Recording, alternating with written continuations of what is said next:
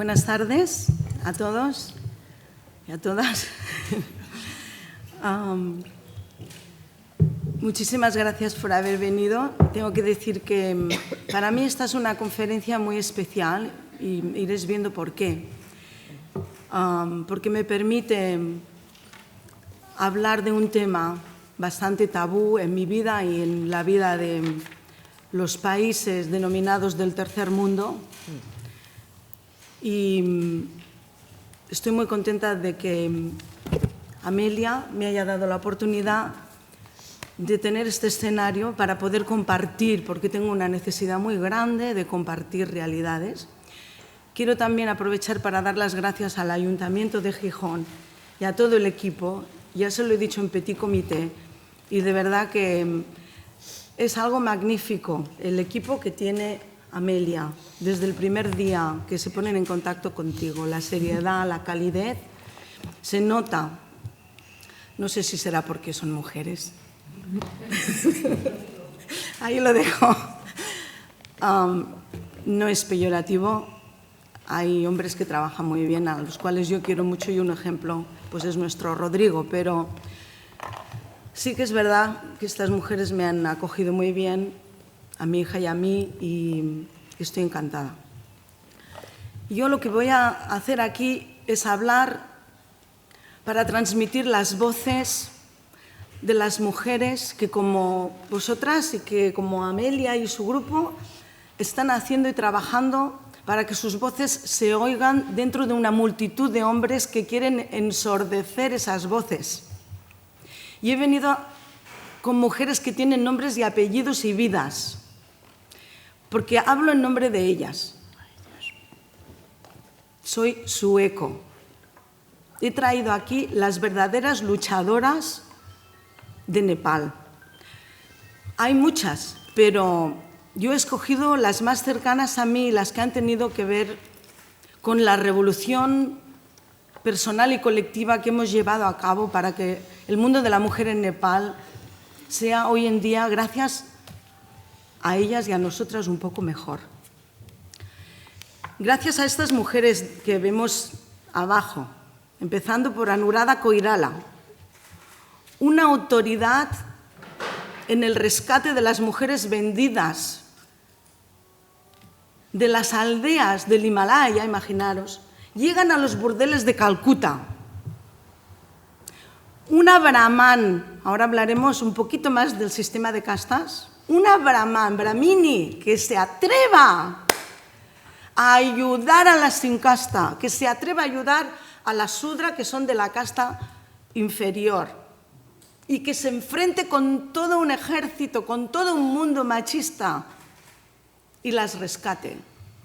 Esta mujer es una santa, como dirían los cristianos aquí en España, y si estuviera en España, pues seguro que hubiera tenido tal vez más apoyos y más ayuda, pero quiero hablarles de estas mujeres. Yo hablo no por mí, por mi voz sola, sino por ella. Anuradha Koirala, de Maiti, Nepal, una brahmani ayudando a los que no tienen casta, ya a las mujeres que sufren casi nada, lo que ha tenido que padecer. Tiene un cáncer de piel, porque a las niñas las venden y ella se atreve y las rescata. Niñas como esta, que de pequeñas, mira, parece un niño, pero es una niña, de pequeñas, están explotadas, desprotegidas totalmente, que son niñas que han venido y vienen a mi escuela. Así me las encuentro yo, así.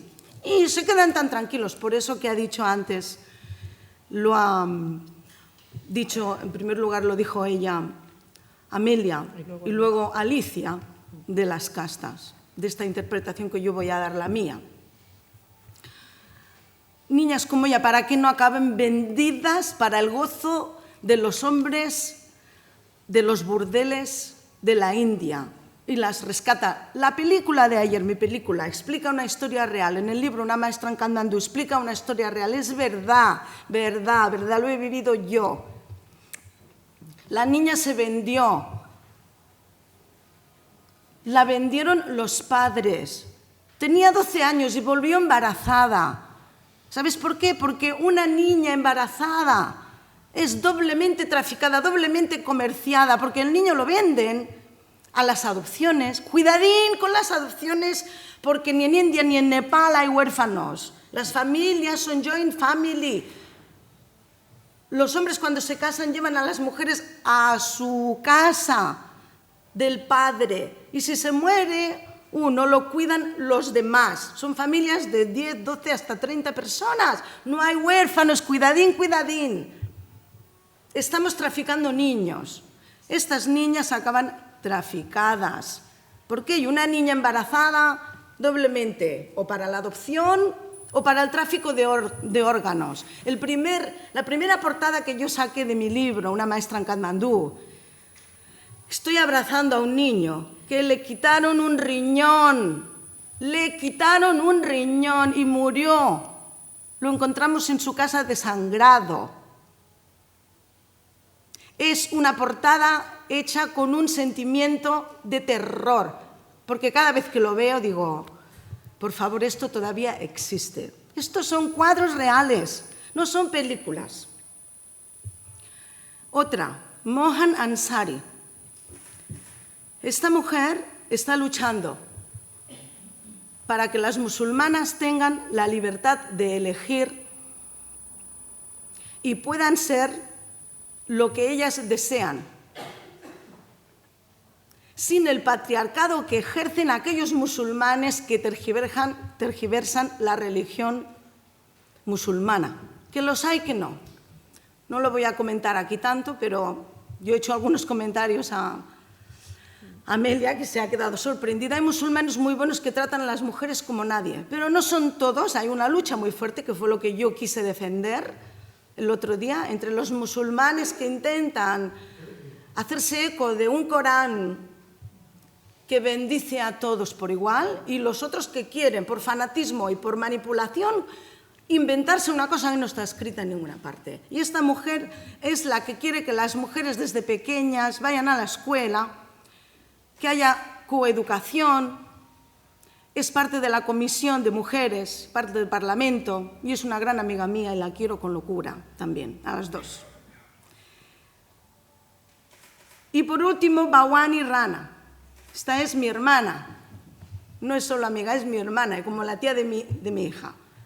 Y esta mujer, una mujer de clase social muy alta, que se casó con un rana. Los ranas eran los gobernantes, los reyes que han sacado de Nepal, de la dinastía, eran ranas, y la familia real rana tenía un poder terrible hasta que hace 5 o 6 años, con la revolución, el Janadolán que le llamaban, Koirala, Girija Prasad Koirala, uno de los ministros más reincidentes, porque los ministros allí reinciden, lo hacen fatal, pero ellos arre que arre, y ahora me presento otra vez, y se ha presentado como 5 o 6 veces, un hombre que tenía ya un pie en su patinate en la tumba y otro en su casa, porque era una cosa como una calavera al final ya, pero el hombre porque era brahman y por narices él tenía que ser político, aunque fuera malo, ¿qué le importaba a él?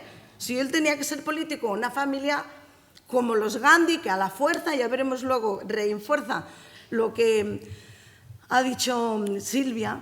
Silvia se llama, ¿eh? Alicia, perdón, es que yo con los nombres soy fatal. Alicia, del sistema de castas. Como nacen brahmanes, tienen que ser.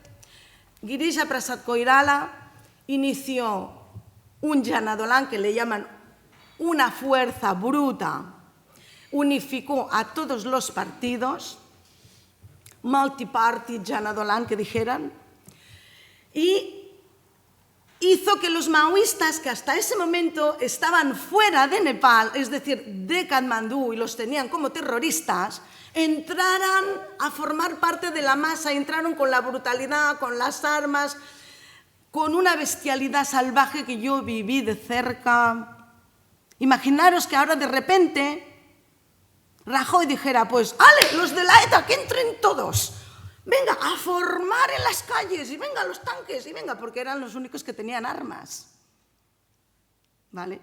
Pues este Koirala entró a la fuerza, unificó a todos los partidos políticos y dijo, fuera el rey, fuera los reyes, no sé qué, los maoístas, ¿qué quieren?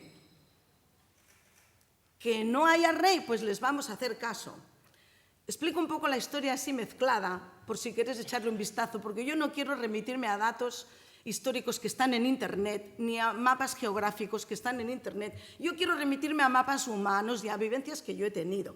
Entonces, hay una historia de Nepal que está paralela a lo que yo os voy a decir, que es la adquisición de los derechos democráticos, la monarquía constitucional dentro de esa democracia y el destronamiento del rey de Nepal, que lo sacaron a la calle los maoístas, que son unos terroristas que ahora están viviendo entre los ciudadanos, atemorizando, porque no saben hacer otra cosa, porque no les enseñaron otra cosa más que darles un fusil. Y entonces, este señor, Girija Prasad Koirala, sacó, digamos, a la familia de Bhagwani Rana, que ella qué culpa tenía de haber nacido rana. Y como yo me llamo Subirana, pues la gente en Nepal siempre me dicen que si mi padre es rana. Digo, sí, claro, Subirana. ¿Tu padre se llama Subirana? Digo, sí. Entonces tú eres rana. Digo, rana no Subirana. ¡Ah, rana! ¡Oh! Y entonces, ¿dónde está tu padre? Digo, ay, el pobre ya se murió. Entonces dicen que como el padre era rana, yo también soy. Y con ella me es muy fácil, Bhagwani Rana hace un complemento de lo que está haciendo Anuradha a través de Sathi Nepal, una organización que quiere decir amiga. Sathi significa amiga. Tienen unos puestos fronterizos llevados por mujeres rescatadas de la India que han sufrido el maltrato, la vejación, el rapto, la violación, la prostitución y un largo etcétera que muchísimas niñas, por desgracia, como esta, sufren. Tiene ese puesto fronterizo porque cuando pasan las mujeres traficadas, con un gesto, con una mano escondida, con un movimiento de hombros, con una media sonrisa o sin sonreír en absoluto, simplemente mirándoles a los ojos, se comunican con aquellas mujeres de los puestos fronterizos que están con policías. Gracias a ella, muchas mujeres han sido rescatadas antes de llegar a la India. Las hacen meter dentro de los barracones y empiezan a interrogar a los hombres, los dejan fuera, les dicen, ¿ustedes dónde van con estas señoras? ¿Y estas niñas? ¿Y usted quién es? Y tienen mala baba porque las han entrenado. ¿Qué dice? ¿Cómo si usted que la conoce? A ver, dime.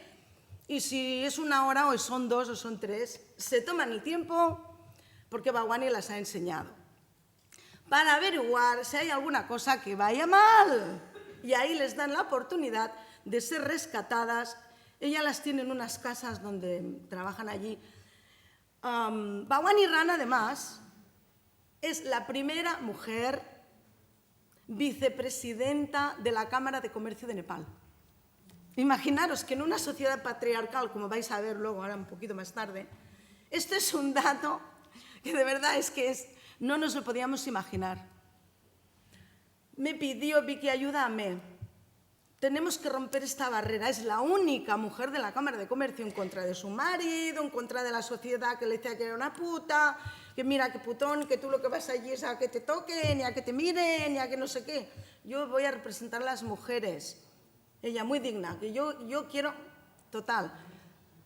Estuve durante 2 semanas haciendo un recorrido por todos los pueblos con todos los magnates de Nepal, los que representaban diferentes estratos de poder, incluyendo cadenas de televisión, el que tiene la patente de Toyota, etcétera, etcétera, etcétera, todos hombres. Y luego Bhagwani y yo, allí, en los mítines hablaba yo y les decía a los que votaran que votar a una mujer como vicepresidenta iba a ayudar a uno de los puntos de la Constitución nepalí que promueve o quiere promover la igualdad entre las mujeres. Y que eso les ayudaría también a que otras mujeres se atrevieran a subir en los escalafones sociales. Y ganamos. Ganamos y actualmente está haciendo una gran labor. Me la quiero traer a España para ver si de verdad podemos darle un empuje. Hablo en nombre de ellas, estas mujeres, que también se merecen un cielo. Había puesto Nepal.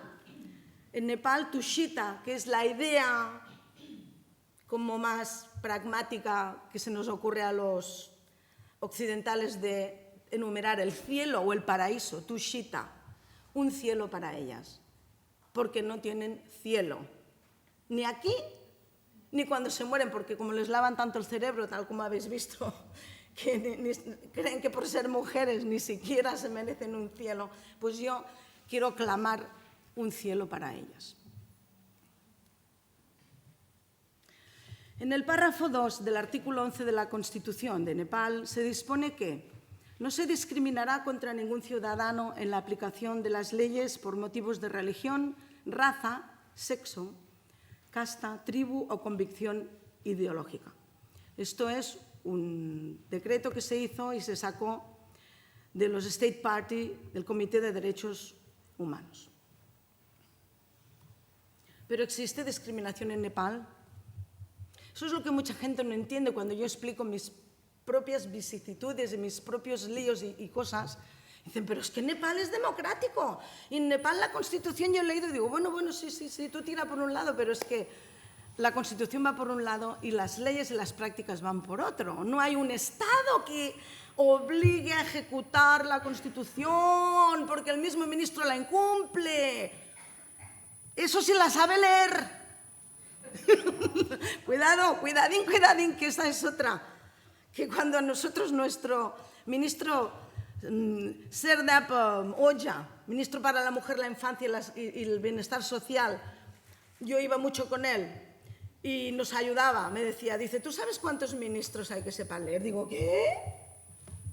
Dice, es que no tiene por qué. Digo, pero si la Constitución dice que no se puede ser ministro si no tienen un graduado escolar, el SELSI, que le llaman ellos.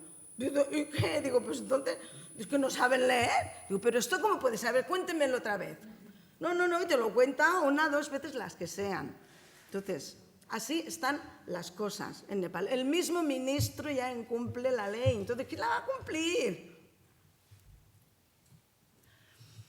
Yo voy a hablar de la estructura social en Nepal, que es muy parecida a la de India, con cambios, desde luego, porque tenemos que tener en cuenta que en Nepal hay una variedad que viene de la parte de Mongolia. Hay mucha gente que vinieron de Mongolia que se juntaron con la raza aria que provenía de India. Tenéis que tener en cuenta que Nepal, ya lo veréis luego, hay un mapa en un vídeo que voy a poner, es el sándwich entre India y China. Y entonces está ahí aplastadito él, que no sabe muy bien por dónde sacar la cabeza. Y tiene una mezcla de los dos polos, de India, que tienen la nariz aria, y los que vienen de Mongolia, que tienen rasgos completamente achinados.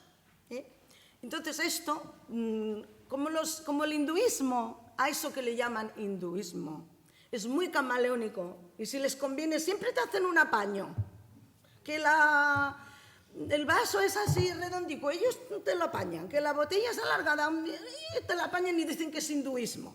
Entonces, por esos apaños que hacen los hindúes, son muy apañados, de verdad que les gusta mucho hacer apaños, hicieron una especie de mixti aquí y se montaron aquí un poti de castas. Que yo sepa, por lo que yo he estudiado, por los años que llevo en esto, nadie sabe exactamente por qué demonios ha salido esto. ¿Por qué demonios ha salido esta historia que no sabe nadie, no tiene fundamento ni origen? Pero se dice que la primera persona que hablaría remotamente de algo parecido, que no tenía nada que ver con esto tampoco, fue un legislador llamado Manu, que vivió en el año 880 antes de nuestra era. Era un legislador. Yo he leído varias versiones, las que han traducido directamente del sánscrito al inglés, indios eruditos. Algunos historiadores que han ido allí, franceses, hay algunos que se interesaron y de una visión oriental. Parece ser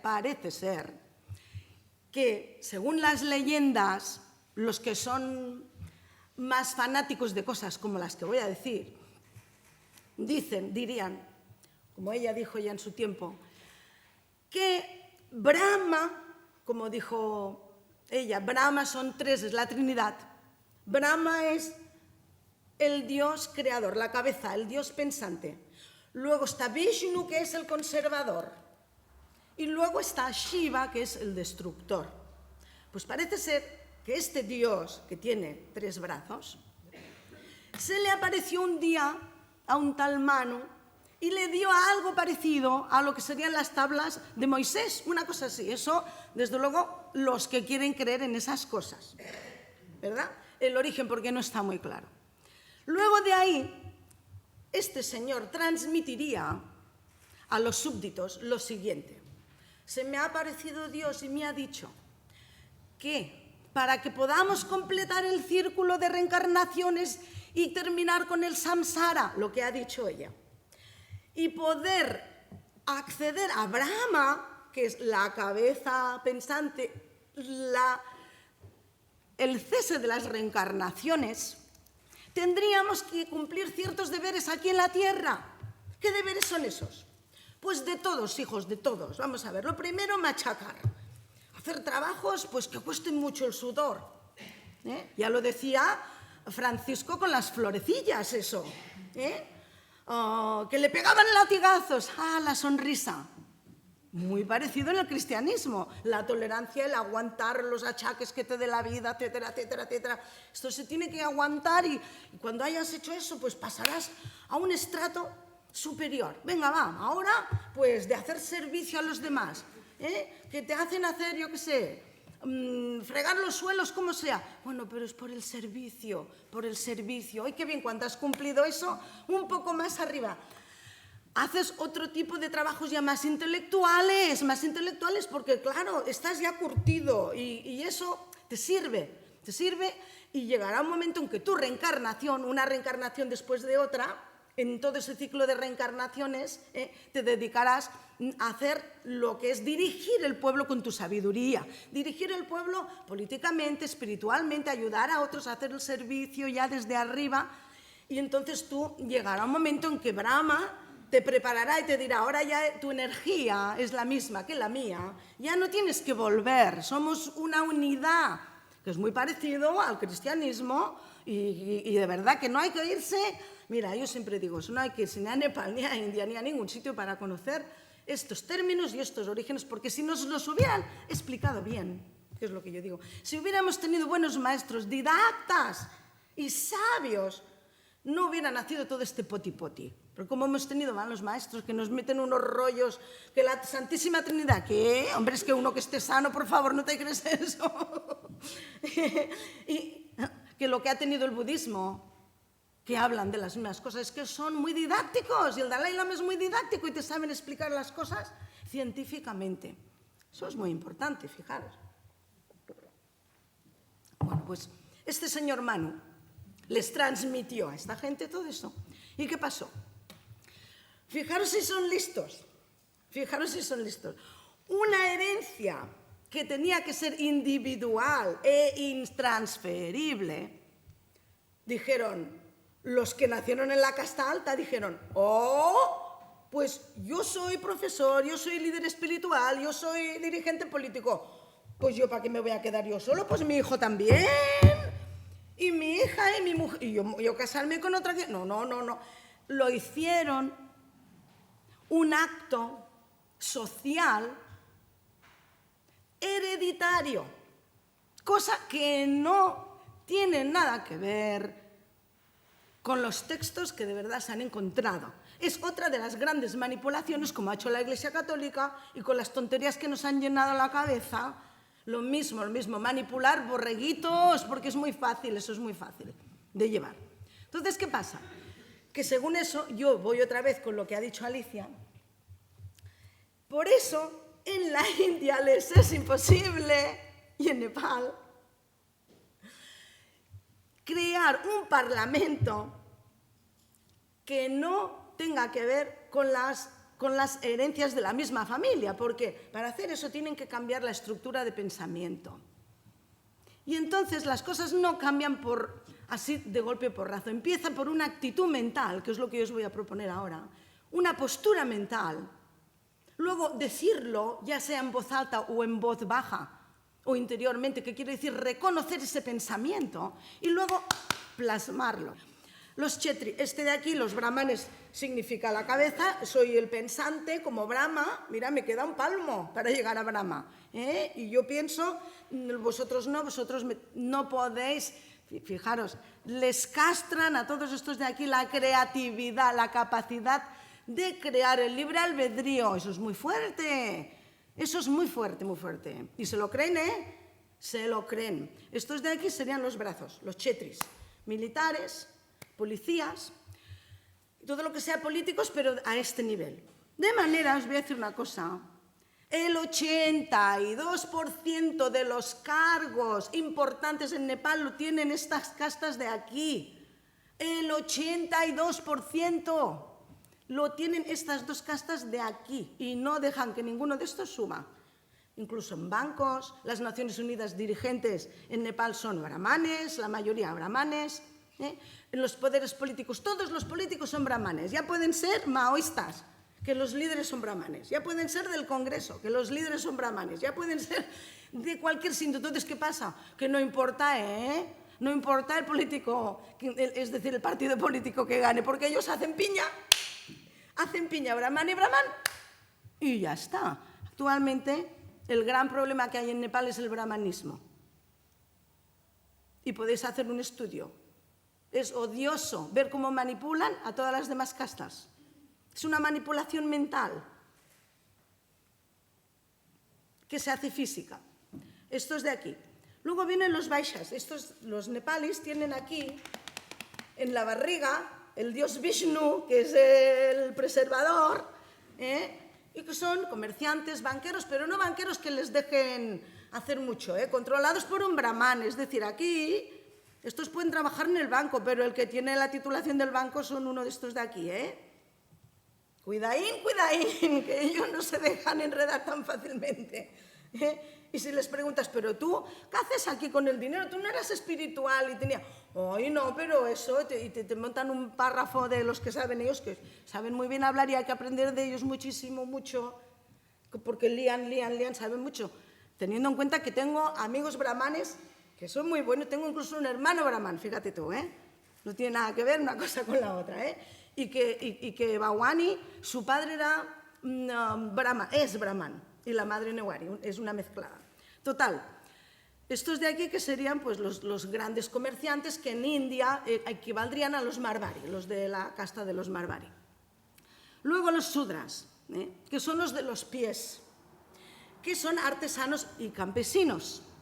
Ya veréis más adelante cómo están tan marcados, tan sublimamente marcados, sobre todo ellas, ellos muy poquito, ellas, vamos a hablar de marcadas por este sistema de castas, que socialmente tienen que hacer ciertas cosas las mujeres para que toda la gente distinga a qué casta pertenece.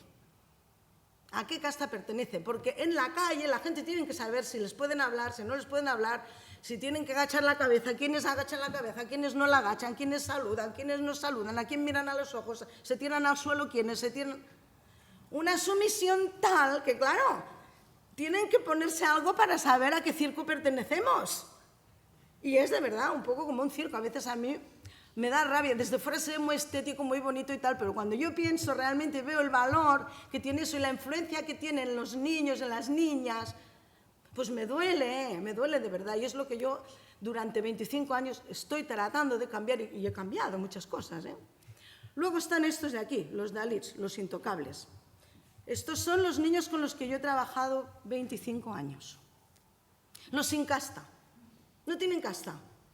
¿Y qué son? Esclavos. De tal manera que hacen, pues ¿qué hacen? Limpian las cloacas, cortan la carne, cosen, fijaros qué cosas más raras. Algo que aquí en Occidente está tan bien apreciado, que es la alta moda, la costura. Allí lo hacen los esclavos, lo hacen los dalits, se llaman parillars. Estos, por ejemplo. Y los nepalí, que no son los nepal, que es un brahman nepalí, quiere decir que cortan la carne, que hacen una serie de cosas, lo que nadie quiere hacer se lo dejan a ellos, ¿vale? Estos esclavos, estos dalits intocables, antiguamente, si una sombra de un dalit se proyectaba sobre uno de estos de aquí arriba, lo podían matar.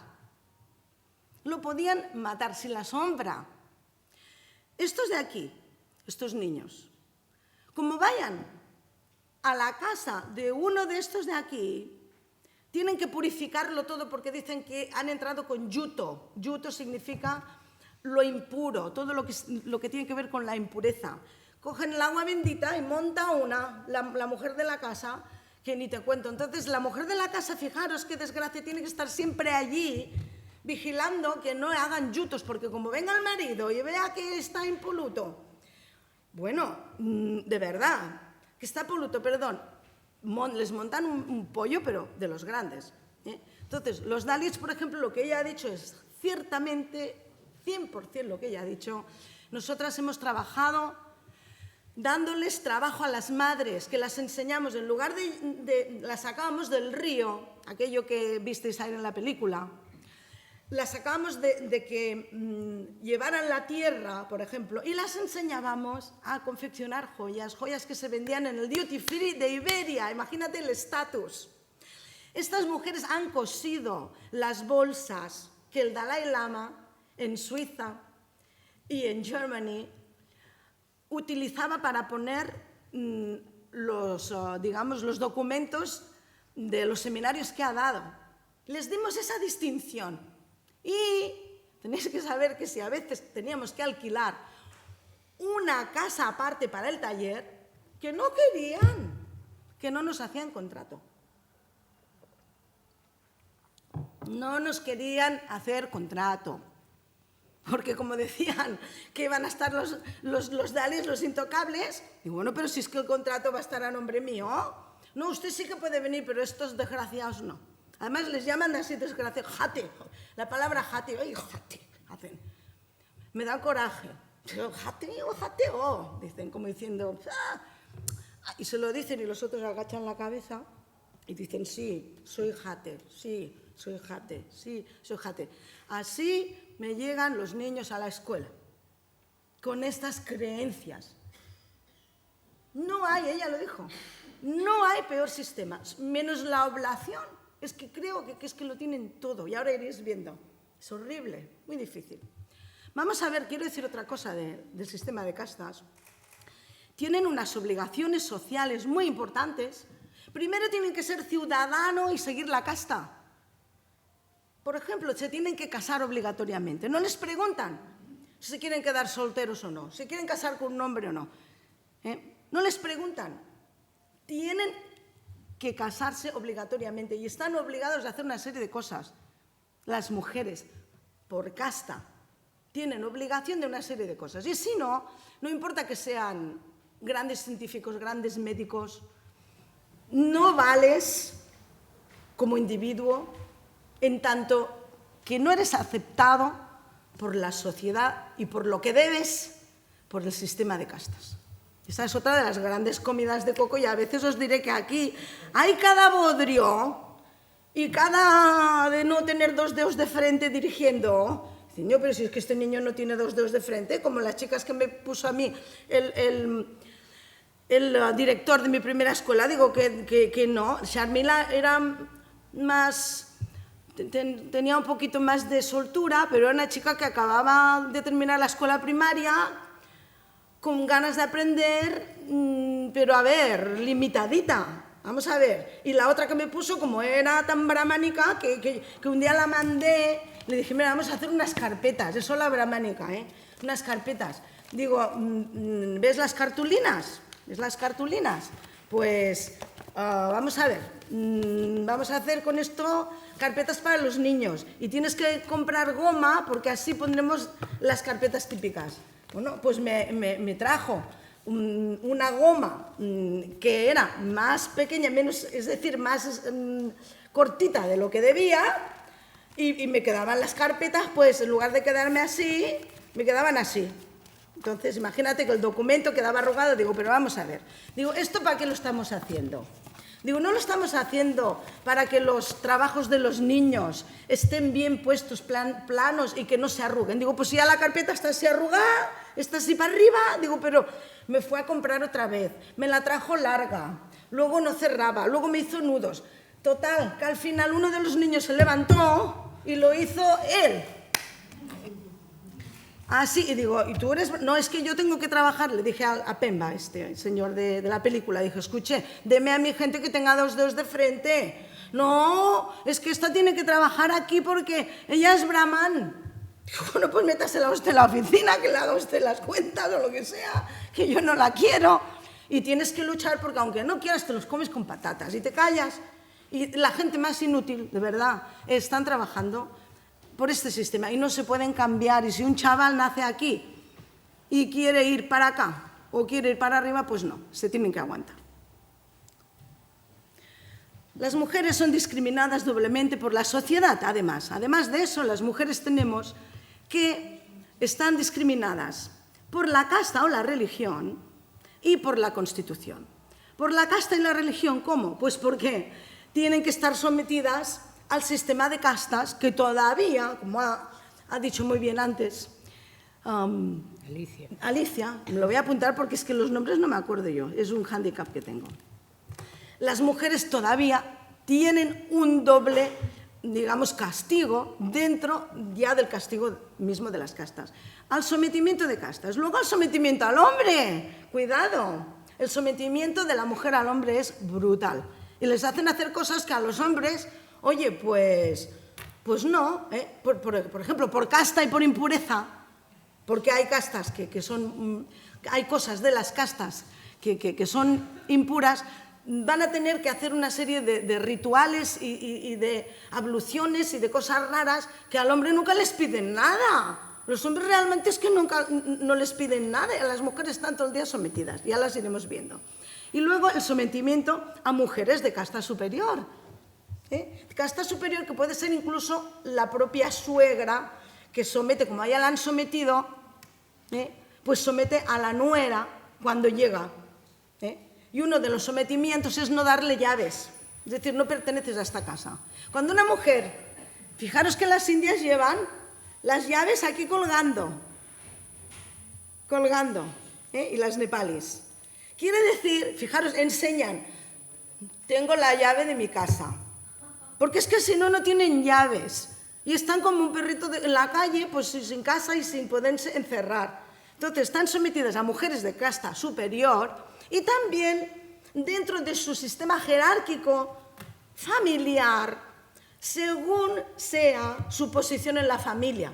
Y cuando les dan la llave, entonces dicen, bueno, ahora someto a mi nuera. Por ejemplo, llega a ese estatus. Esa es la historia. Luego sometidas por la Constitución, porque, como muy bien ha dicho Alicia, aunque la Constitución está, se contempla que hay democracia, se contempla que hay abolición de castas, se contempla a la hora de la verdad esto no existe. En 2006 las Naciones Unidas en Nepal presentaron un informe a la CEDAW, que es el Tratado para la Igualdad de Género y la Discriminación de las Mujeres, reivindicando la igualdad de género sin respuesta alguna. Por el contrario, la desigualdad continúa manifestándose en múltiples formas. ¿Vale? A esto le llamo yo, y fijaros con este dato y quedaros con él, porque vais a entender lo que yo os quiero decir y por qué lo pongo aquí. Esto es una opresión inconsciente, es lo peor que le puede pasar a una persona. Nosotros, durante el franquismo, los que queríamos libertades, también éramos oprimidos, Nos cascaban por todos lados. La primera, yo y ella y muchas de vosotras y muchos de vosotros. Todos. Pero era una opresión para muchos consciente. Sabíamos que estábamos siendo oprimidos y estábamos allí a veces agazapados para salvar la vida, como mínimo la vida intelectual, ¿no? o la vida, la salud mental y espiritual, esperando que un día se muriera el dictador. Y esa es la verdad. Pero aquí hay una opresión inconsciente, o porque se lo creen, porque además ellos se creen que tiene que ser así, tal como ha dicho Alicia, muy bien. Eso es, oh Dios, eso es un veneno. Y cuidado, que eso está hecho adrede. Todos los políticos y dictadores manipuladores, vuelvo a decir, que lo primero que hacen es tomar el poder y acto seguido toman la escuela. Porque Napoleón ya lo hizo, fijaros. Mucha gente. Hitler también lo hizo. ¿Por qué? No, porque las revoluciones se hacen no con las armas, sino con el pensamiento. Cuando tienes a uno entrenado para coger el arma, entonces te la coge. Pero primero tienes que entrenarle la mente. Según las castas, mirad las mujeres todo lo que tienen que hacer y a lo que las obligan. Yo distinguiría estas de aquí, que son las que proceden de Mongolia, que pueden ser tibetanas, sherpas, pueden ser mananguis, algunas tamang, algunas rai. Las tamang llevan, por ejemplo, delantales por delante y por detrás. Esta mujer tiene muy poco que ver con las de esta línea de aquí. Y luego ya lo iremos hablando con más detalle. Estas mujeres, pero con todo y tener más libertades, están obligadas en una serie de funciones y en una serie de actos, y según la familia en la que hayan caído, a llevar estos trajes. Son las más libres, os diré, pero todavía están sometidas a ciertos rituales que, como tú te presentes, por ejemplo, pues no sé, a un funeral, con pantalones tejanos y según que ya tienes a la suegra o al otro que te mira, oh, mira cómo ha venido tal. Todo siendo las más liberales, ¿eh? Pero el delantal indica a la mujer casada, que se lo tienen que poner. A esto se le llama baku, el baku, ¿eh? Y llevan una blusita, ¿vale? Y luego, yo por ejemplo, cuando yo me casé, lo primero que hizo mi exmarido fue regalarme un atuendo. Entonces es lo que el marido le da a la mujer, digamos, el delantal se lo entrega a ella. Y me regaló, que esto fue muy, muy majo, la verdad es que a pesar de muchas cosas que veréis después, yo quiero ser muy justa con los sentimientos. Y me regaló algo que me hizo mucha ilusión, que fueron unas tarjetas que ponía Vicky Sherpa, como diciendo, ya eres mía. Pero me hizo ilusión, os lo digo claramente. Yo me lo tomé como que me habían aceptado en una etnia. Y pensé que para poder desarrollar mi trabajo de maestra tenía que ser aceptada y tenía que cumplir con mi obligación, que era casarme. Y entonces yo pensé, bueno, pues eso está bien. Entonces, el baku, que es la mujer casada, y a veces cuando no me lo ponía me decían, oye, ¿pero por qué no te pones el baku? Digo, ay, pues porque yo no quiero ir con delantal, parece que estoy fregando los platos, yo no quiero, a mí no me gusta, a mí me gusta más llevar el vestido así tirado. Pero te lo preguntan las mujeres casadas.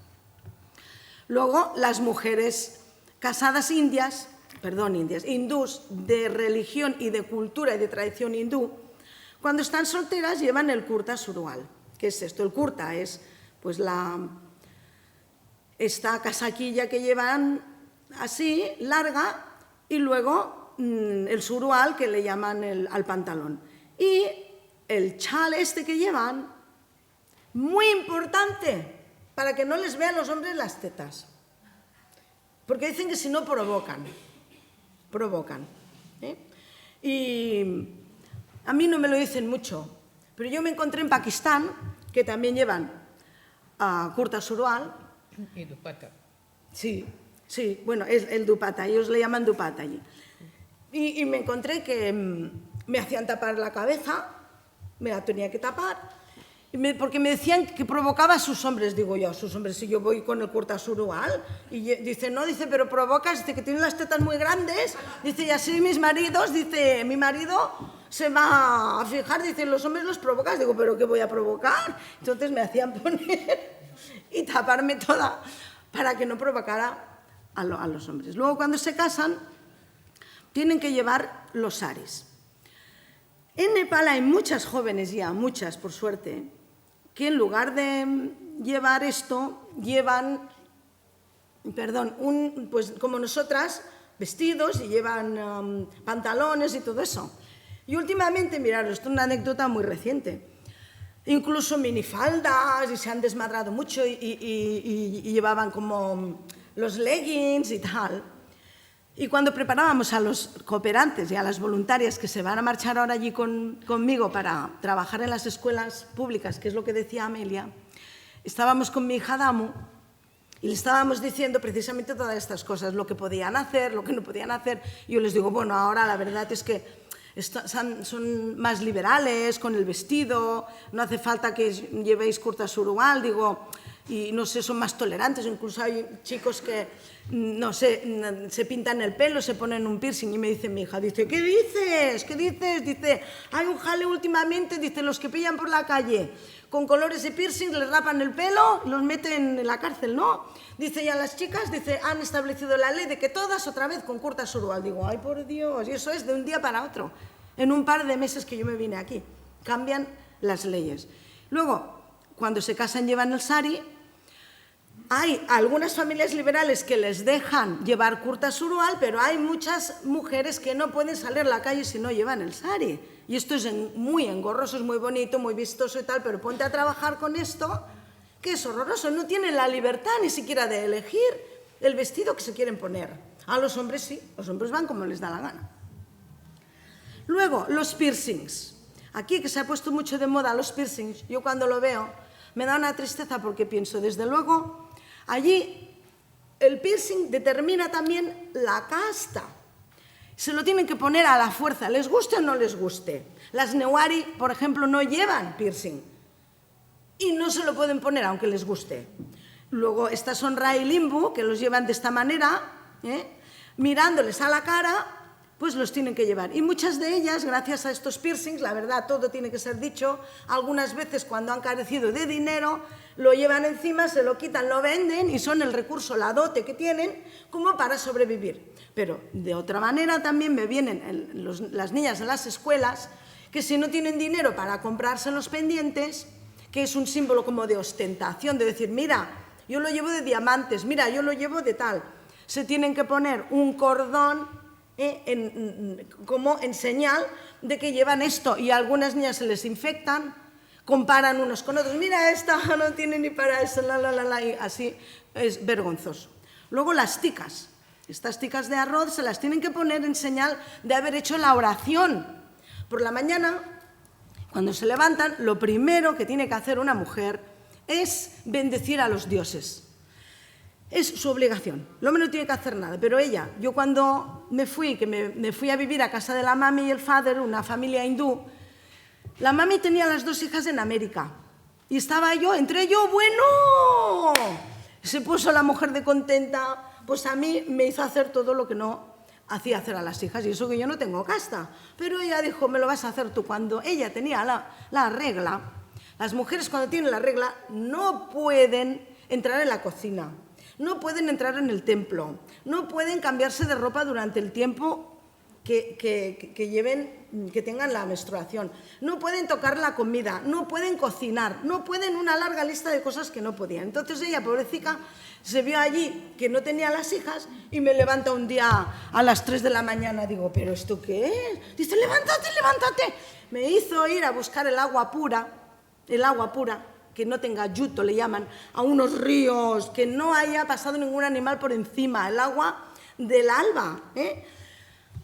A mí se me caía, llevan unos, como una especie de historia en la cabeza, y yo que no podía, digo, ¿yo cómo voy a hacer eso yo?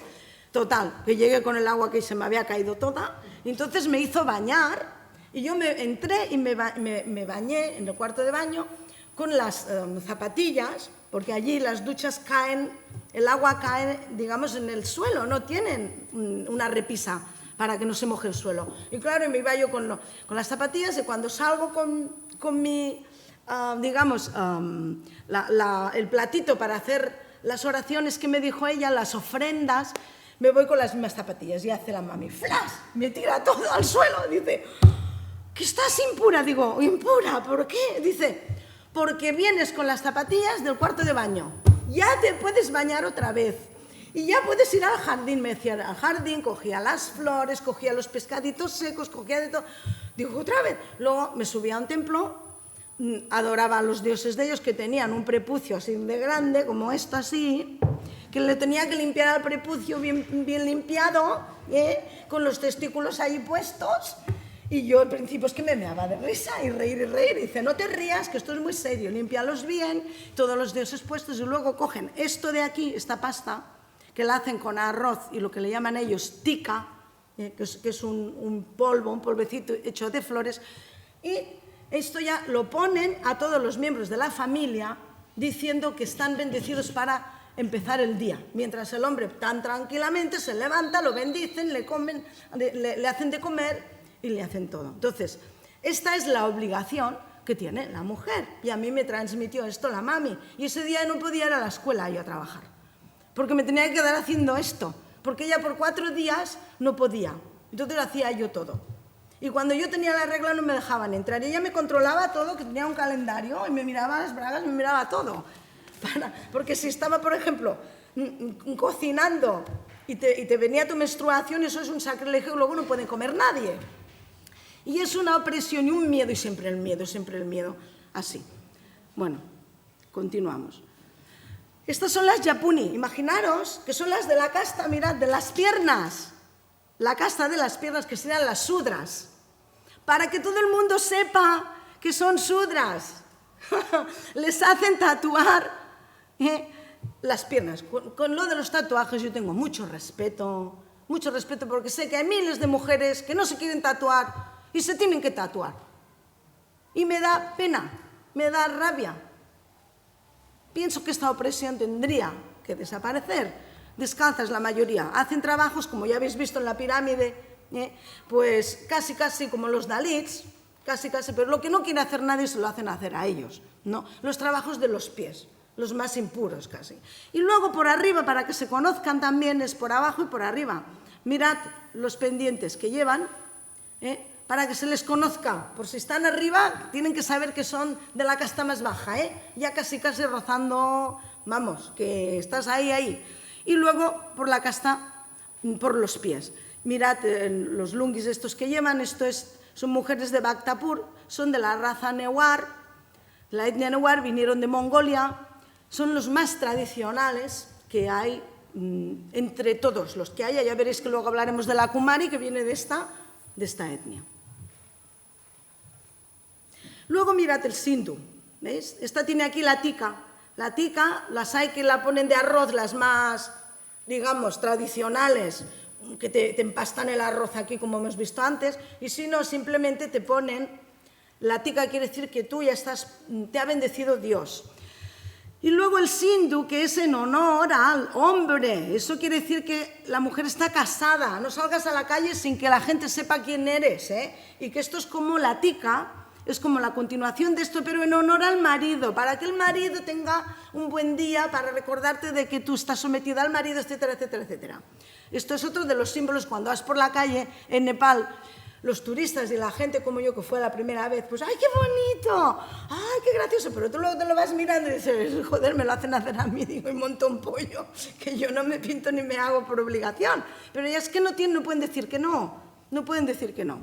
Luego están las churas. Estas dichosas churas, que son preciosas, pero que ya está bien, y ya está bien 20 veces, que lo voy a decir 20 veces. Esto se lo ponen para desearle larga vida al marido. Cuidadín, larga vida al marido. Como rompan una, les pegan.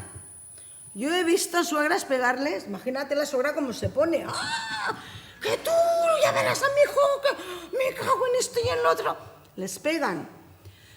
Estas churas solo se las pueden quitar y romperlas cuando el marido está en la pira funeraria, en la pira crematoria. Entonces echan como símbolo de sometimiento total, echan, digamos, las churas. Es obligatorio que lo lleven todas las mujeres casadas. Y a mí me decían, oye, ¿tú por qué no llevas chura? Porque no me da la gana. ¿Y por qué? Digo, porque yo no. Y el que lleve el algo de hombres, digo, nosotros no somos hindús. Dice, pero es igual, hoy en día ya lo llevan un poco todas. Digo, pues que lo lleven, que yo no lo quiero llevar. Luego por religión. La religión islámica, que es muy limitada. Ya veremos ya más, vais a ver más de esto en el vídeo, que tengo un vídeo muy cortito, pero es muy ilustrativo. También las obligan, no los maridos, cuidado. Las mujeres, como he dicho, mujeres que están obligando a sus hijas a llevar los velos. Esta se ha quitado el burka, pero mírate estas cómo van, ¿no? Entonces esto es muy típico de la zona donde trabajamos nosotros, en Nepal-Ganj, van así muchas de nuestras estudiantes, ya lo veréis esto en vivo, y se tienen que llevar, esto ya lo sabéis todos, pero bueno, que eso es, o por casta o religión, las obligan. Luego las viudas. No hay nada peor en Nepal que ser mujer, pero es ser mujer viuda. Es el genocidio. Ya veréis luego por qué hablaremos de las condiciones de la mujer exactamente. Las mujeres se tienen que vestir de blanco. Aquí era el luto de antes, de mucho antes. Yo lo he vivido con mi abuela y con mujeres de pueblo y esto, que todavía están con aquello. En la serie esta Cuéntame, todavía muy cercana, nos presentan una abuela enlutada y anclada en el pasado, con todo eso. No es muy diferente de lo que hemos vivido nosotros, por eso no me costó tanto entender, pero sí que hay una parte que la explicaré después, que eso es lo más duro, porque no les perdonan que se hayan quedado vivas. Ese es el problema. No les perdonan que se hayan quedado vivas, porque como pertenecen al hombre, se tienen que morir con el hombre, y eso es lo bueno, el ser el mártir del hombre. Y como se han atrevido a vivir, a continuar viviendo, pues ese es el pecado que han hecho, continuar vivas. La madre que los parió. Perdonadme, pero yo me excito. Pero yo me excito, perdonadme por la expresión. Bueno, aquí tenemos, nos dice este texto, que en Nepal, virtualmente, en el acto 8, 9 y 10 del 2006, cualquier persona nacida de padres nepalíes tienen derecho a tener lo que llaman la citizenship, es decir, la nacionalidad. Pero, sin embargo, esto no se cumple, y ya veréis por qué. Las mujeres están discriminadas incluso por la Constitución.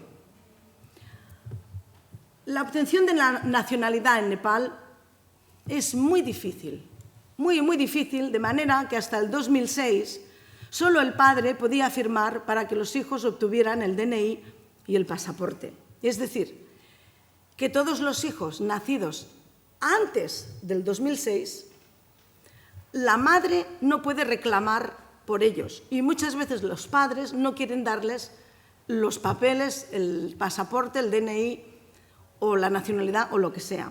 De manera que hay miles y miles de niños y de niñas que no tienen los papeles en regla.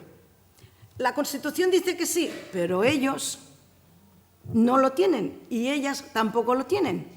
Por ejemplo, está el caso de mi hija, que siendo hija de un padre nepalí, pues no le dan sus papeles. Ella no tiene los papeles en regla. Como el padre no quiere firmar y yo no soy nepalí, aunque la ley nos protege, aunque el artículo de la Constitución dice que ella tiene derecho, como el padre no quiere, el Estado no hace nada y ella está, digamos, sin papeles nepalíes. Sin papeles nepalíes. Hay miles de mujeres sin papeles, muchísimas, y hay muchas organizaciones y personas individuales, abogados, activistas, etcétera, que están trabajando para que estas personas, niños y niñas, puedan obtener la nacionalidad. Luego están privadas de los derechos de heredar y de sucesión. Las mujeres, aunque por la Constitución se dice que sí, que pueden heredar, a niveles legales, la mayoría de ellas no puede reclamar la herencia, solo va al marido. Entonces, ¿qué pasa? La historia que visteis ayer del aborto tiene como marco la historia de esa mujer que, estando casada y habiéndose quedado embarazada por primera vez y siendo la esposa del hermano mayor, cuando descubre que tiene una niña, se da cuenta de que si el hermano menor se casa y tiene un niño, le va a quitar toda la herencia. No va a poder heredar las tierras del marido. Y por eso hay tantos abortos. En muchas ocasiones, el tener una hija es motivo de divorcio por parte del marido. Eso es lo que pasa actualmente. Son datos reales. El divorcio para la mujer está aprobado por ley, pero con la imposibilidad de llevarlo a la práctica. Por ejemplo, en mi caso, yo me quería divorciar de mi marido y como él no quiere divorciarse, pues en Nepal todavía estoy casada. Aquí tengo el divorcio, pero en Nepal prefirió ir a la cárcel antes que darme el divorcio. ¿Por qué? Por un tema de machismo prolongado, volvemos otra vez con lo mismo, porque la separación del marido es por muerte propia o porque se muere el marido y a lo mejor te inmolas tú misma, pero no te dan libertad. La libertad no se adquiere una vez estás casada. Y dirán, bueno, pero es que si la ley lo pone, bueno, la ley está escrito en la ley lo ampara, pero de alguna manera es imposible llevarlo a la práctica. La discriminación socioeconómica que sufre una mujer que decide llevar a cabo un divorcio y vivir por sí misma es que es impensable. No sucede, no la invitan a las fiestas, la discrimina toda la sociedad, la señalan con el dedo, no le dan ningún trabajo. Es muy difícil tomar ese paso. Entonces, ¿qué pasa? Que están toda la vida sometidas al marido y el marido hace pues prácticamente lo que le da la gana. La violencia doméstica, admitida y practicada por maridos, suegros y suegras. El caso que visteis ayer de la película, los que visteis la película, no es exactamente así. Sharmila representa a una amiga mía que se llama Vishu, que habiéndose quedado embarazada de 8 meses, le pegaron una paliza a la suegra y el marido que la iban a matar, llena de morados. Y yo me llevé a la policía, a su casa. Me llevé a la policía y durante un tiempo pudimos controlar un poco la situación. No es habitual. Y el father, yo recuerdo que el father, el marido de la mami de la casa donde yo vivía, cuando llegué yo muy acalorada y muy mal, y les conté esto pensando que iba a tener el apoyo, me dijo, pero ¿y tú por qué le has llevado a la policía? Pero si es que ella le pertenece, es que es de él, puede hacer lo que quiere, si le quiere pegarte, ¿tú quién eres? ¿Tú para llevar a la policía? Bueno, ahí ya me derrumbé, porque el father es periodista, una persona que ha estudiado, y sin embargo me di cuenta que esto no tenía nada que ver con el nivel, digamos, cultural. El sati. Aunque en Nepal se abolió en 1829, en India y Nepal los líderes políticos y religiosos se muestran ambiguos y algunos lo defienden como una costumbre y el derecho religioso de las esposas a elegir su destino cuando su marido fallece, el sati sigue practicándose. La inmolación de la mujer que está venerada en el hinduismo.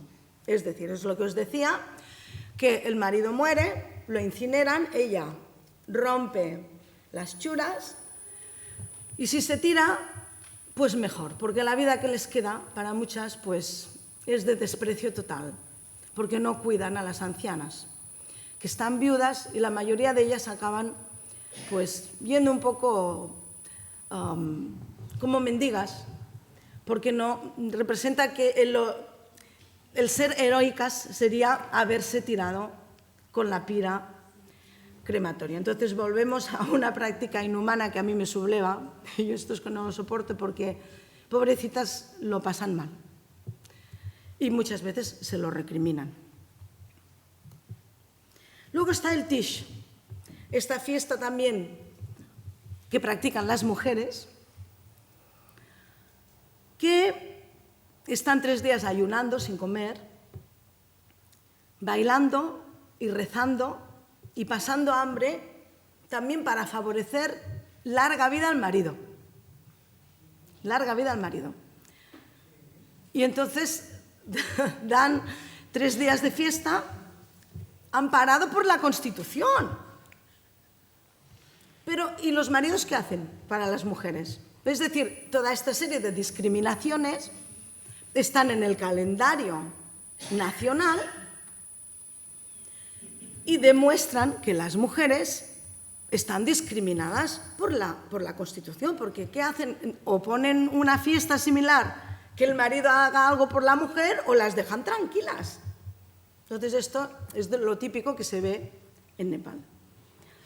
La infidelidad permitida en el hombre, es decir, como los casan con matrimonios arreglados, luego ya lo veremos más abajo, el hombre pues les es permitido tener la querida, lo que llaman la concubina. Y dicen, sí, mira, y lo dicen abiertamente, mira, esta es la novia de fulano.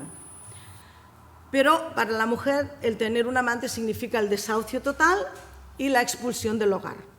Entonces la infidelidad no está permitida. Las violaciones. Cuando una mujer es violada, tanto si es casada como si es soltera, la apartan del hogar familiar. Y lo que se ve en la película, el hecho de que esta chica fuera rescatada de la prostitución y todo eso, nos la tuvimos que quedar nosotros en la escuela, porque en realidad no la querían sus padres, no la quería nadie, son desahuciadas. Por eso Mighty Nepal, Anuradha Koirala dentro de Mighty Nepal y Bhawani Rana tienen estas instituciones donde dan cobijo a estas personas que han sido despojadas de sus derechos y se quedan solteras para siempre. La mayoría de ellas ya no puede volver a casarse, se quedan solteras para siempre, las que eran, digamos, las que no estaban casadas. El permiso para comer. La mujer no puede comer cuando quiere. Ella come cuando el marido le da permiso. ¿Y cómo es ese permiso? Ese permiso es que el marido come con la mano derecha, come, marranea todo el plato y cuando deja las sobras allí, se lo da a la mujer y le dice, ahora puedes comer tú, te doy permiso.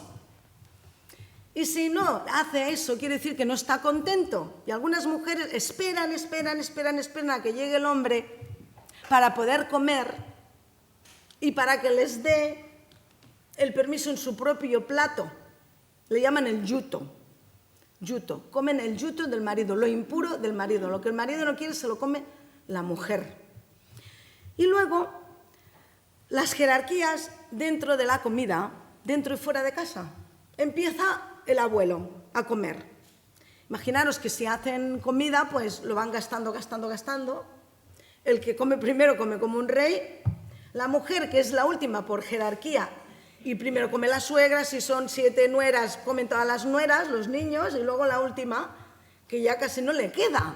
Y realmente, ¿por qué están tan desnutridas las mujeres en Nepal y en India? Porque siguen esto, no pueden comer cuando quieran, lo que quieran, sino que incluso para alimentarse tienen que pedir permiso. Eso es indecente, es inmoral. Yo me he encontrado en las escuelas que a la hora de comer me decían, no, yo no puedo comer. Digo, ¿pero por qué?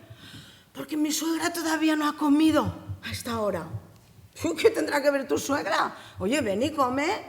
Que no puedo comer, que no puedo. ¿Cómo que no vas a comer? Y como se controlan entre ellas, porque de verdad que se controlan. Saben a las horas que comen. Digo, ¿pero entonces qué vas a hacer? No, ya comeré cuando llegue a casa. Claro, una maestra que no come no te rinde. Y no podía, había veces que es que no podía. No sabía cómo atajar esto. Tenía que hacer reuniones y era inamovible. Digo, come a escondidas. No, que Dios me ve. Entonces, ¿qué? Que a veces vemos estas mujeres famélicas y de verdad es porque están de lo más oprimidos. Los hombres no tienen todo esto. Luego, el sometimiento, dominación y vejaciones. La esposa lava los pies al marido y al suegro y se bebe el agua.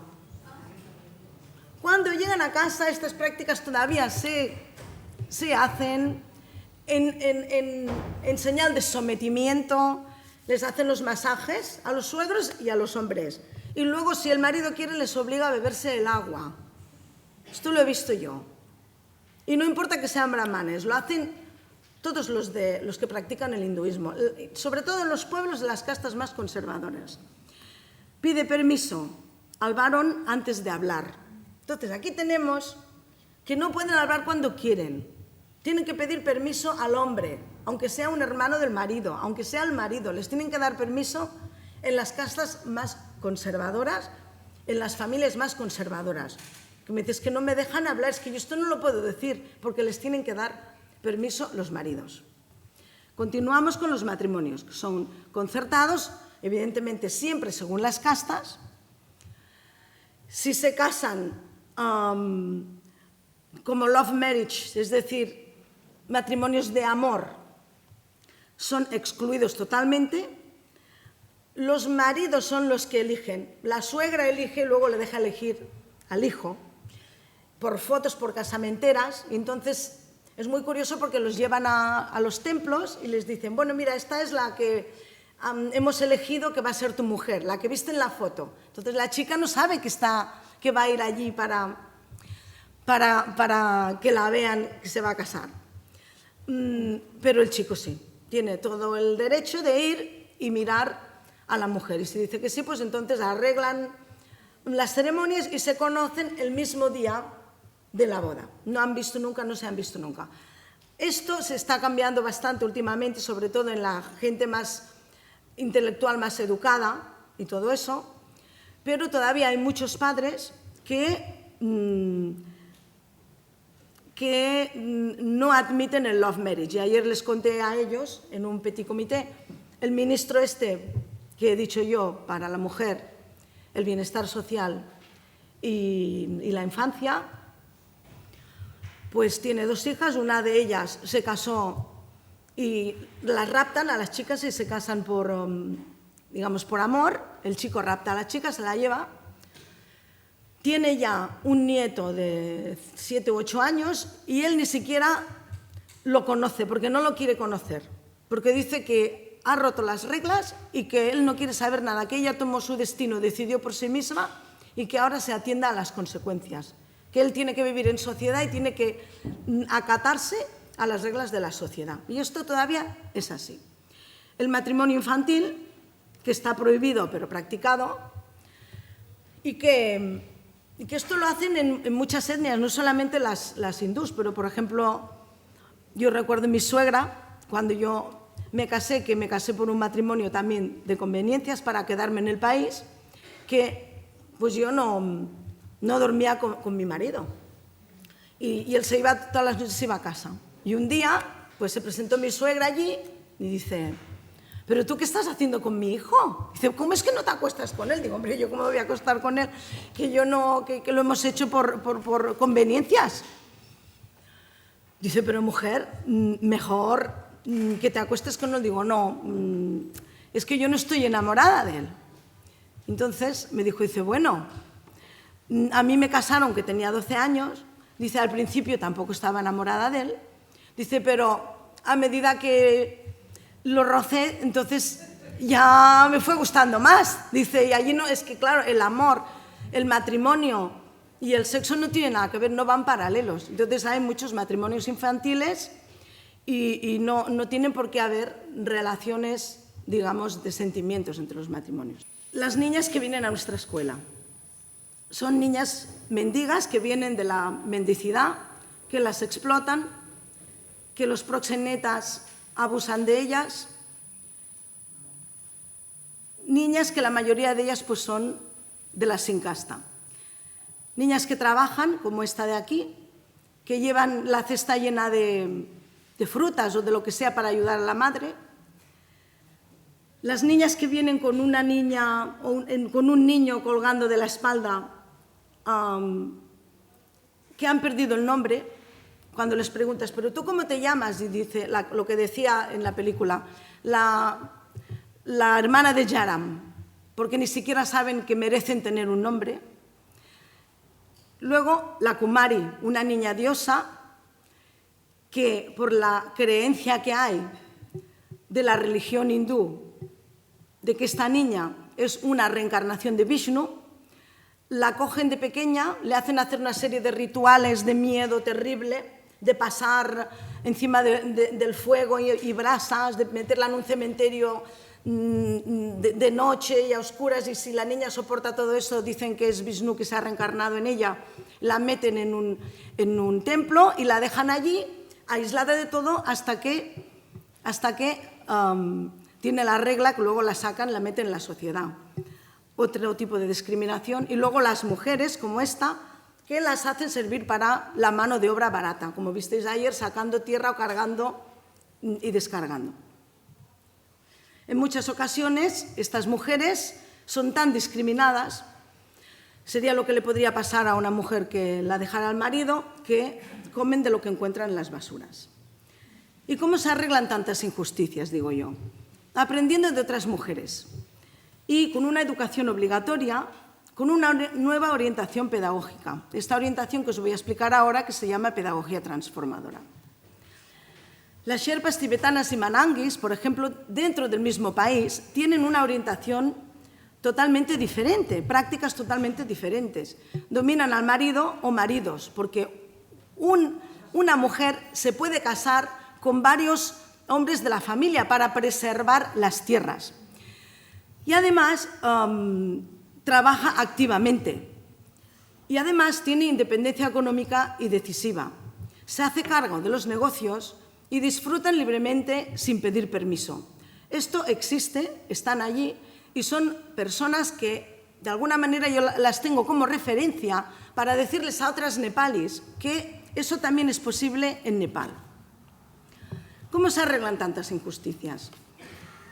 Yo creo que con una educación obligatoria, con una nueva orientación pedagógica, fomentando la madurez mental. Esta es una asignatura, la madurez mental, que yo he incluido dentro de mi metodología, que le llamo la pedagogía transformadora, donde los niños y las niñas aprenden una asignatura que tiene que ver con lo que es la adquisición de las virtudes, de los valores morales, de la creación y la formación del carácter y las actitudes delante de la vida. Es un aprendizaje, la solidaridad, la bondad, la honestidad, por ejemplo, la empatía, se aprenden. Son actitudes y prácticas que se aprenden y se aprenden de una manera sistematizada. Igual que tenemos matemáticas o ciencias o lengua en la escuela, si no se sistematiza este tipo de actuaciones, este tipo de prácticas, seremos grandes ingenieros, maestros, seremos abogados, arquitectos, pero continuaremos teniendo un gran vacío en nuestra madurez mental y a lo mejor seremos médicos que consumimos cocaína, seremos políticos que roban el dinero de las arcas y seremos abogados que defienden el crimen y los narcotraficantes y que dicen mentiras en un juicio ellos mismos, porque no se aprenden. Entonces nosotros lo que hacemos es trabajar en una asignatura regularizada y sistematizada, donde hay unos materiales, ya lo veréis, ya hay una serie de ejercicios todos los días. Promover el pensamiento crítico, analítico y creativo. Y luego ejerciendo controles severos contra los abusos. Cambiando patrones erróneos. Los 3 venenos para la mente. Los niños estos venían con toda la carga que habéis visto anteriormente y venían diciendo no puedo, no debo y no merezco. Los 3 venenos para la mente. No podía hacer nada con ellos porque estaban tan marcados que era imposible cambiar la estructura. Las escuelas de Nepal generan dependencia. Este pensamiento viene, ¿de dónde viene este pensamiento? De la educación que reciben. Fijaros en esta foto. Es una foto donde hay 80, 90 alumnos por clase. Los niños están a este lado y las niñas están a este lado. Es una educación sexista y de cantidad. Aquí aprenden patrones erróneos. Aquí educar para la libertad, que es lo que yo propongo, coeducación, educación de calidad, alumnos y alumnas, coeducación y 25 por clase. ¿Qué les enseñan aquí? A generar dependencia, conformarse, repetir e imitar. Es decir, a consolidar este sistema de castas y las degradaciones. Nosotros lo que queremos es fomentar el pensamiento crítico, analítico y creativo. En este tipo de escuelas, el ambiente y los materiales son precarios y negligentes. Y aquí se les educa para la libertad. El ambiente y los materiales educan por sí solos. Pensad que esto es una escuela real. Aquí van los niños estos, que acaban como borregos. ¿Qué hice yo para cambiar estos patrones? Establecí una escuela diferente. 65% eran niñas, las niñas que no las llevan a las escuelas porque la educación no es obligatoria y que yo intentaba que las niñas asistieran a las escuelas. El 70% de las empleadas y las directoras eran mujeres. ¿Y qué aprendían en nuestras escuelas? Miraros el edificio ya por sí solo, cómo eran los edificios. Aprendían materias académicas, inglés, nepalí, matemáticas, ciencias, lectura, escritura, arte y plástica, exhibición de proyectos. Biblioteca, informática, danza, canto, actividades deportivas, cosa que en las otras escuelas no lo aprendían y las mujeres mucho menos, fijaros. Toda esta dinámica del gozo. Y también la integración de niños minusválidos y también teníamos proyectos sanitarios.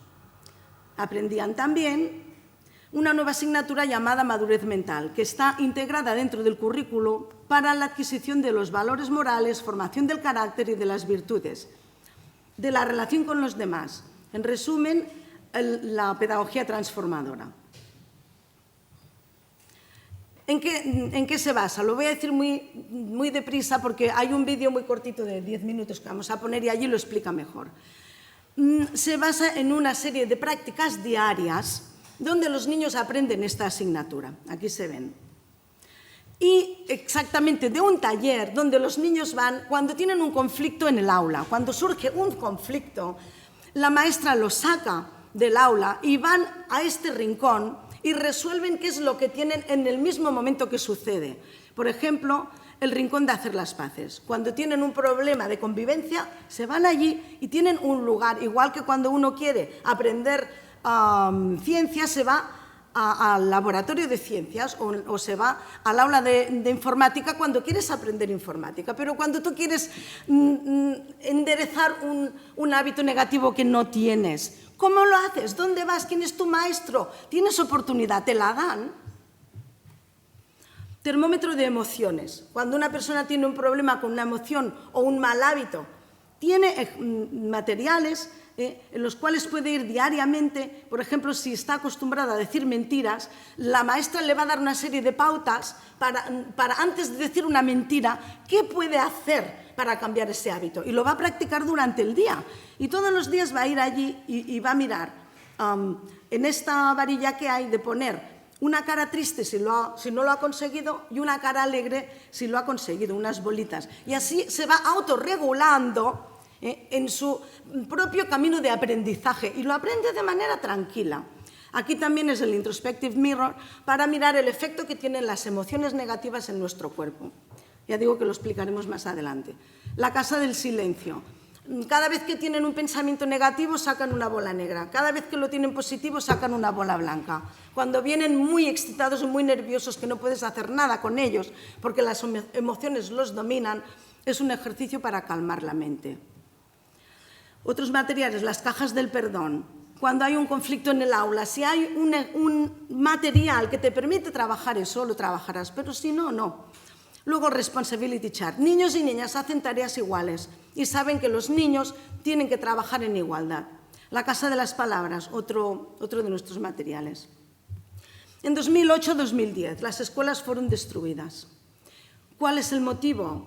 Porque había 20 años de aprendizaje. Este cambio de la mente, quitar los 3 venenos, no puedo, no debo, no merezco. ¿Qué hizo? A los alumnos nuestros que han estado 20 años con nosotros, empezaron a cambiar de una opresión inconsciente a la opresión consciente. Los alumnos denunciaron injusticias que veían. ¿Qué injusticias habían? Denunciaron malversación de donaciones. Un niño que era de la casta de los Sudras o intocable se atrevió a hablar con los brahmanes y decir, este brahman se queda con las donaciones que mandan de España. Y pudimos denunciar esto de una manera respetuosa. Denunciaron malos tratos a las niñas, abusos sexuales dentro de la misma escuela. Denunciaron el suicidio o el crimen que no se sabe de una de ellas. ¿Cómo murió Savita, por ejemplo? Esta niña no podía suicidarse porque era minusválida, casi no podía andar. Sin embargo, de la presión que ejercieron, acabó un día colgada, acabó ahorcada. Esto fue todo porque los alumnos nuestros pudieron ver las injusticias que había y empezamos todos juntos a luchar contra ellas. Para ello hice una huelga de hambre. Esta es la Newsfront, un periódico que lo hablaba. Luchamos juntos para intentar combatir estas injusticias y nos dimos cuenta de que había un sistema organizado que vivía del dinero de las donaciones. Hice esta huelga de hambre durante una semana y conseguí muchos logros.